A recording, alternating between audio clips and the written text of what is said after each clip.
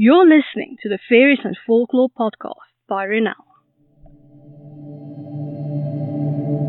I'm dark fantasy author Ronel Janse van Vuuren. With over a decade of digging around in dusty folklore books, researching creatures of imagination that ignited my curiosity, I'm here to share the folklore in a nutshell and how I reimagined it for my writing in An Origin of the Fae.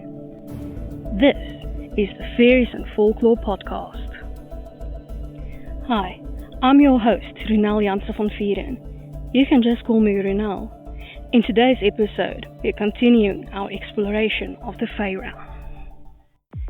This episode is brought to you by my Dark Court Sisters book series, available in ebook, paperback, and audiobook. 3 sisters, 3 destinies, 3 ways to destroy the world. Go to ronelthemythmaker.com/Dark Court Sisters series for more. You can now support my time in producing the podcast, researching, writing, and everything else involved by buying me a coffee. This can be a once-off thing, or you can buy me coffee again in the future at your discretion. Go to buymeacoffee.com/Ronel to support me.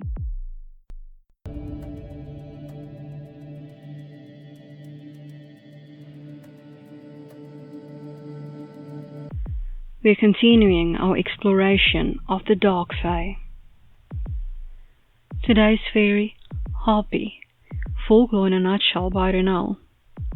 As the daughters of the sea god Harpies and the oceanid Electra, Harpies are beautiful young women with wings who enjoy flying faster than birds. That's Heswood's theory. Homer was certain that they were the personification of violent winds, strong enough to carry people away. In this incarnation, they were servants of Zeus, sent out during thunderstorms to do his bidding. They were half women, half bird creatures who used their strong wings to fly faster than the wind and used their sharp claws to grab people from the earth.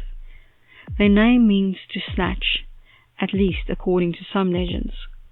They were said to be ravenous creatures who would swallow their prey whole, which is why no one bothered to look for people who seemed to disappear into thin air. They knew the Harpies had got to them. As the hounds of Zeus, they were set on King Phineus, who betrayed the trust of the king of the Olympian gods, who had bestowed upon him the power of prophecy. Not only was Phineus blinded, stranded on a deserted island, and left for dead, he had a banquet set before him which he could never eat from, as the Harpies always swooped in and ate almost everything, leaving him scraps to stay alive.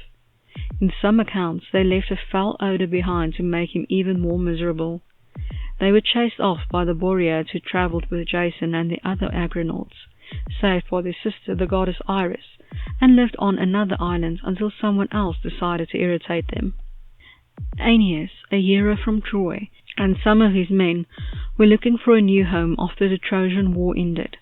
They landed on the island the Harpies were living on, hunted ghosts and what not, prepared a feast, and didn't eat as the Harpies swooped in and ate everything.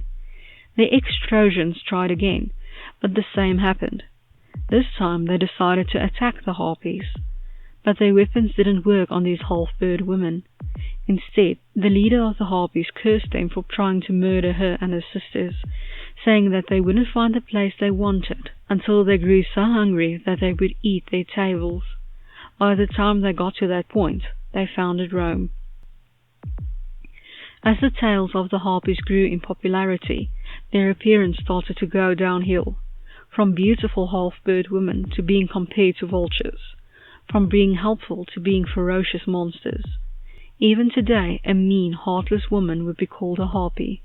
Of course, Harpies are exactly what a lot of men fear, strong females who do what is necessary. And now for my interpretation of the Fae, in An Origin of the Fae, Harpies. Half woman, half bird creatures with eagle claws for feet, strong wings, and sharp taloned hands. They can screech like an eagle, a terrifying sound coming from a supposedly human mouth. They can be beautiful, if not for the perpetual glare and puckered mouth that mars their faces. They are ferocious and fierce. Once set on a path by the Dark King, it is impossible to sway them. They are usually sent to abduct troublesome fae. They enjoy toying with their prey before swallowing them whole, except when the Dark King wished no harm to befall the fae they were sent to retrieve. I hope that you've enjoyed this episode of the Faeries and Folklore podcast, and that you've learned something new about fairy. Remember that you can get a transcript of this episode in the description. If you're new to the podcast, why not go and grab your free copy of Unseen, the second book in the fairy tale series, on my website, ronelthemythmaker.com. Loads of folklore, magic, and danger await. Take care.